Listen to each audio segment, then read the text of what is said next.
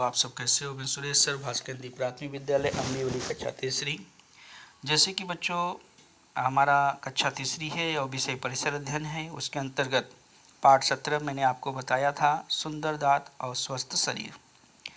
अब हम आगे की तरफ चलेंगे, अगला पाठ की तरफ, और हमारा अगला पाठ है हमारा परिवार तथा घर।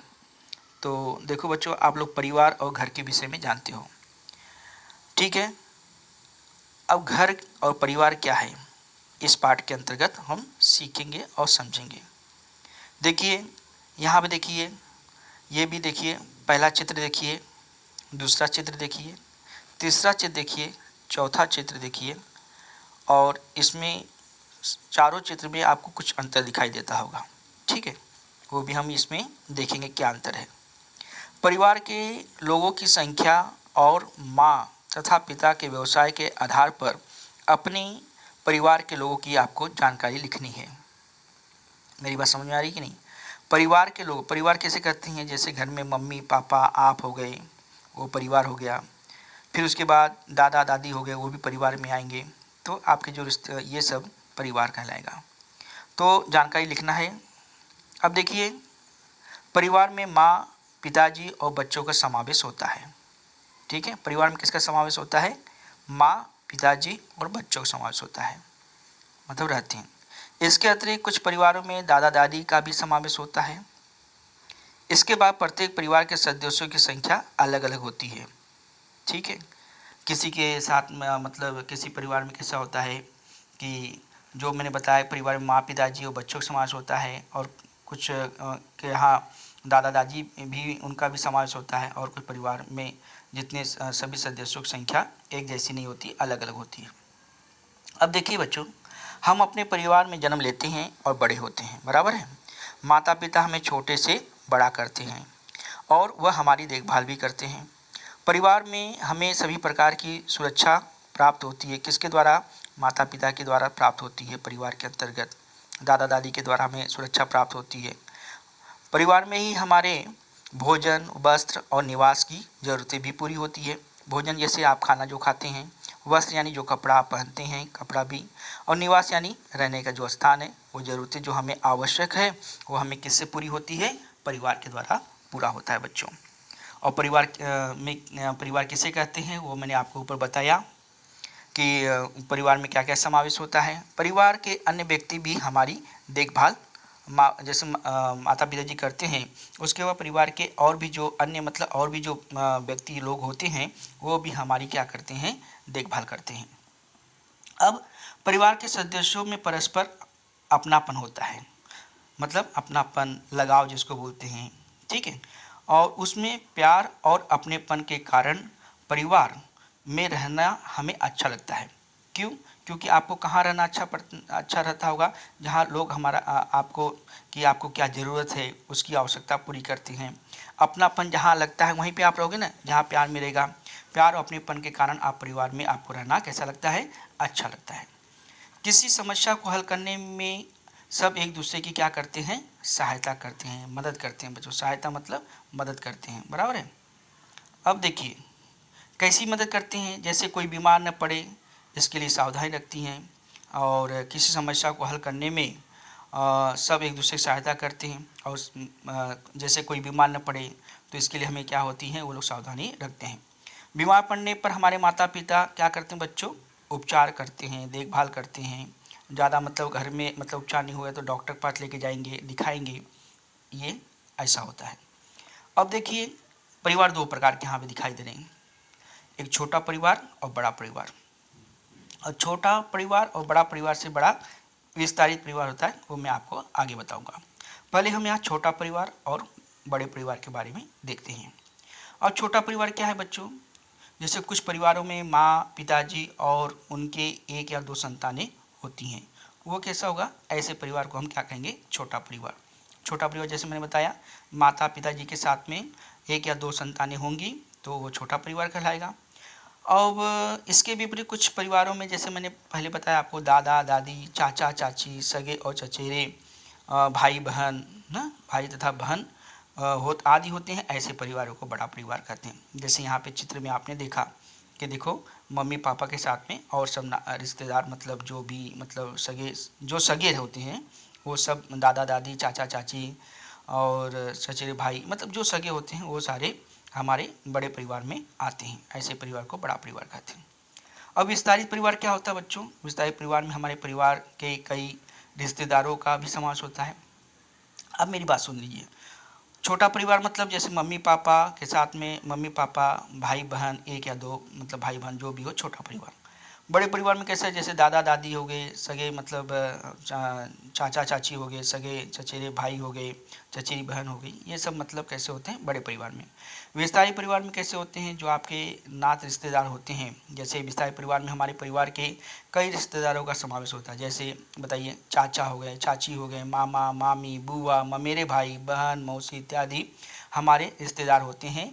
इनके मेल से, मतलब मिलाप से, समावेश से, मेल मतलब मिलने से, समावेश से बनने वाला जो परिवार होता है उसे हम कौन सा परिवार कहेंगे? विस्तारित, यानी लंबा परिवार, बड़ा परिवार से भी बड़ा। ऐसे परिवार को हम विस्तारित परिवार कहते हैं। रिश्तेदारों के कारण क्या होता है, परिवार अंतर विस्तार हो जाता है। ठीक है बच्चों। अब विस्तारित परिवार आपने देखा यहाँ पे, अब आगे देखेंगे। आगे देखिए, विस्तारित परिवार के सभी व्यक्ति प्रायः एक ही घर में नहीं रहते। ठीक है, विस्तारित परिवार के विस्तारित परिवार के सभी सदस्य प्राय एक ही घर में नहीं रहते, परंतु उनमें प्रेम तथा लगाव होता है। क्योंकि इतने बड़े परिवार, इतने लोग एक साथ रह सकते हैं क्या? हाँ, तो इनके लेकिन कैसा होता है कि एक दूसरे में कैसा, भले नहीं रहते लेकिन एक दूसरे में कैसा प्रेम और अपनापन लगाव होता है। अब देखिए बच्चों, विभिन्न अवसरों पर वह एक दूसरे से मिलते हैं। जैसे विभिन्न अवसर क्या हो गया, कोई त्यौहार हो गया, जैसे कोई जन्मदिन है या कोई चीज़ ऐसी छोटी मोटी, मतलब जो भी पर्व होता है, जैसे अभी अभी 26 जनवरी है, या जो भी मतलब पर्व होते हैं, एक दूसरे से अपना, रक्षाबंधन है, जो भी आप त्यौहार जानते हैं वो उसमें एक दूसरे से मिलते हैं। तुम्हारे विस्तारित परिवार में कौन कौन से हैं? जैसे मैंने अभी आपके विस्तारित परिवार में बताया, जैसे मौसा मौसी, भाई बहन, चाचा चाची, मामा, ये सब क्या होते हैं, इसमें आपके विस्तारित परिवार में कौन कौन है वो आपको बताने हैं। उसके बाद तुम्हारा उनके साथ क्या नाता रिश्ता है। जैसे आप मामा है तो आप मामा हैं, अगर आपके मामा है तो मामा से आपका कौन सा रिश्ता मतलब रहेगा, भांजे हो गया, चाचा है तो भतीजे, तो ये सारी चीज़ें आपको बतानी हैं। ठीक है। अब तुम्हारे विस्तारित परिवार के लोग किन अवसरों पर तुमसे मिलते हैं? जैसे मैंने बताया, कोई पर्व त्यौहार या जन्मदिन ऐसे में मिलते हैं, या कोई शादी ब्याह ऐसा सब होता है तो मिलते हैं।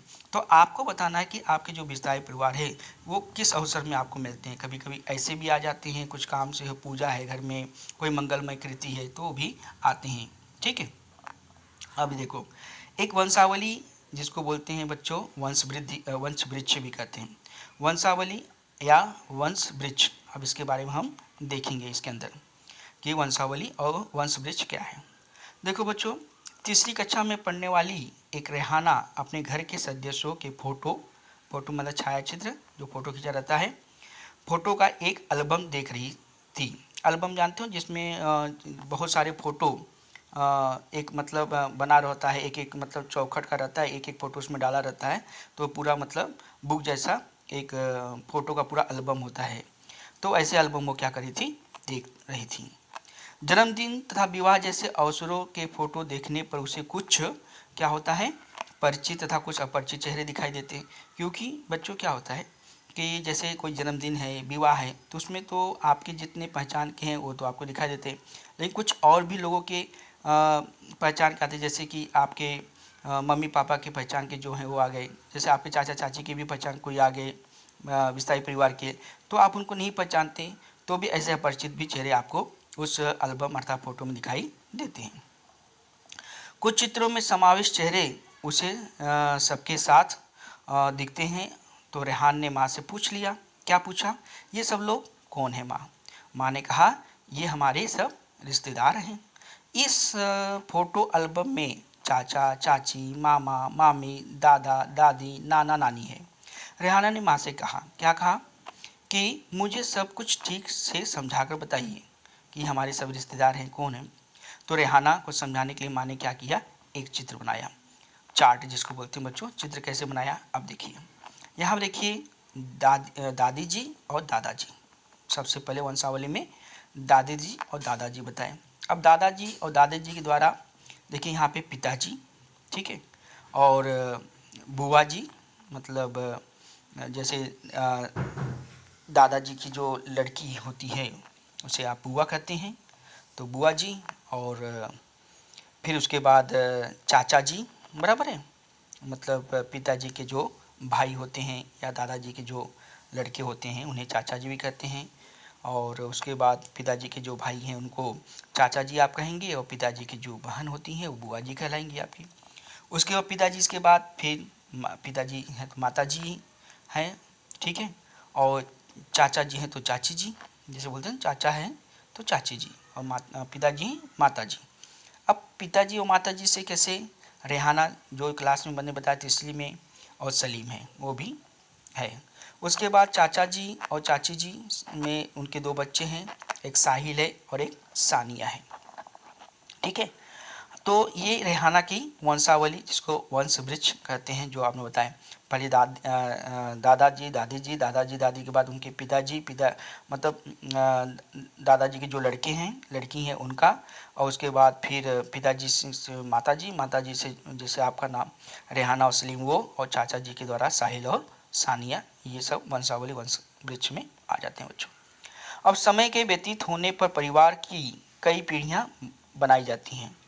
ऐसी पीढ़ियों से एक वंशावली तैयार हो जाती है बच्चों। जैसे तुम माँ तथा पिताजी की सहायता से अपने परिवार की वंशावली तैयार कर, जैसे यहाँ पे मैंने आपको बताया वंशावली, वैसे आप अपने मम्मी और पिताजी की सहायता से, मदद से, या आप क्या कर सकते हो, ऐसी वंशावली आप खुद की स्वयं से बना। जैसे यहाँ पे रेहाना सलीम नाम लिखा है, वहाँ पे आप अपना लिख सकते हो, और चाचा जी के जो लड़की होंगे उनका नाम आप लिख सकते हो। ऐसा वंशावली दादाजी, ऐसे सब वंशावली आप बना सकते हो। पारिवारिक संस्था में परिवर्तन, क्या परिवर्तन हुआ पारिवारिक संस्था में? पारिवारिक संस्था में परिवर्तन बच्चों, पारिवारिक संस्था में परिवर्तन होता जाता है। अब पारिवारिक जो संस्था है उसमें परिवर्तन क्या होता है? एक समय था जब परिवार में दादाजी दादी जी, माताजी, पिताजी, चाचा जी, चाची जी और अपने सगे चचेरे भाई बहन होते थे। मतलब ऐसा बड़ा परिवार रहता था। पारिवारिक संस्था में परिवर्तन। तो अब पारिवारिक संस्था में परिवर्तन कैसे हो गया, ये देखिए। उसे क्या कहते हैं, संयुक्त परिवार। जब ये सारे लोग एक साथ में रहते थे तो उन्हें क्या करते थे, संयुक्त परिवार। ये लोग एक साथ रहते थे, परंतु धीरे धीरे क्या हुआ बच्चों, नौकरी, उद्योग, व्यवसाय आदि के कारण क्या हुए, एक दूसरे से हुए एक ही परिवार सदस्य अलग अलग स्थानों पर रहने लगे। तो अभी कैसा होता है कि कहीं किसी की नौकरी कहीं लगी है, कोई व्यवसाय कहीं कर रहा है, तो एक ही घर में वहाँ से उतनी दूरी से आना ये संभव नहीं है। तो इसके वजह से क्या हो गया, ऐसे परिवार को तो ऐसे वहाँ उनका एक अलग अलग परिवार बन गया, तैयार हो गया। तो ऐसे जो परिवार एक जो बन गया उनका, जैसे चाचा जी का एक परिवार बन गया, जैसे चाचा जी चाची जी और उनके जो बच्चे हैं वो, और आपका परिवार बन गया, मम्मी पापा आपके जो भाई बहन हैं वो, और उसके बाद जैसे मौसा, मतलब जो जो साथ में रहते थे उनका एक एक दूर की वजह से परिवार बन गया, उसको एकल परिवार कहते हैं, मतलब एक परिवार। इस प्रकार पारिवारिक संस्था में परिवर्तन हो जाता है, जैसे मैंने अभी आपको बताया। अब यहाँ देखिए परिवार संबंधी हमारे कुछ काम हैं। क्या काम है, देखिए एक ही व्यक्ति काम कर रहा है, एक ही व्यक्ति काम कर रहा है, देख रहे हो, परिवार में एक व्यक्ति काम कर रहा है। कौन काम कर रहा है, माता जी काम कर रही है। लेकिन यहाँ पे देखोगे, यहाँ पे कैसे होता है, प्रत्येक व्यक्ति काम करता है, ठीक है। पिताजी भी काम कर रहे हैं, माँ भी काम कर रही है, दादा दादी, मतलब भाई बहन, मतलब सब लोग काम कर रहे हैं, ठीक है। प्रत्येक व्यक्ति काम कर रहा है। पहले क्षेत्र में एक व्यक्ति काम कर रहा है, दूसरे व्यक्ति में सब, मतलब सभी परिवार के लोग काम कर रहे हैं। अब बच्चों, अपने घर के कामों की एक आप सूची बना लो कि हमारे घर में क्या क्या काम होते हैं, झाड़ू पोछा बर्तन खाना बनाना, जो भी सारे काम हैं वो सारे कामों की आप क्या करना है, एक सूची बनाना है।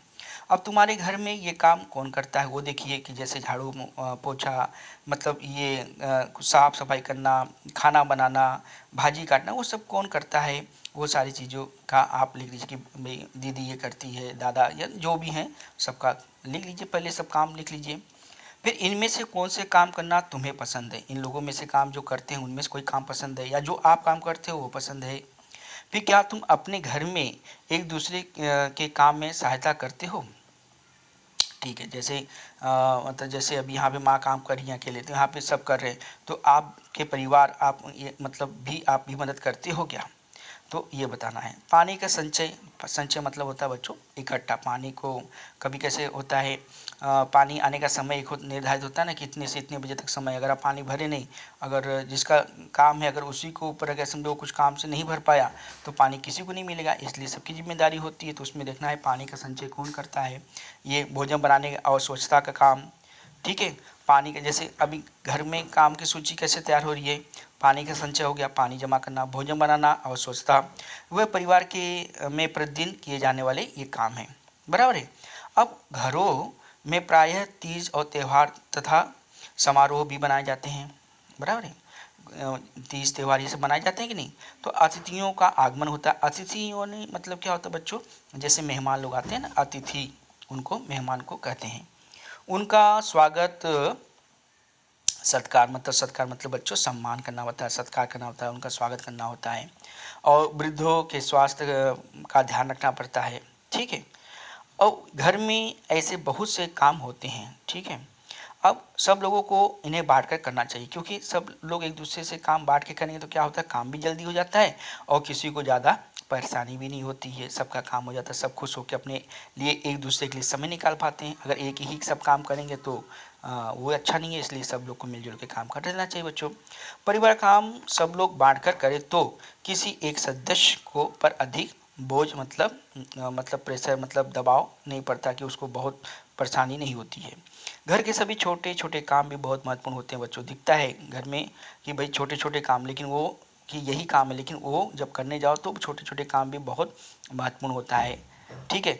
अब ये सभी काम लोग प्यार से तथा अपनेपन से करते हैं।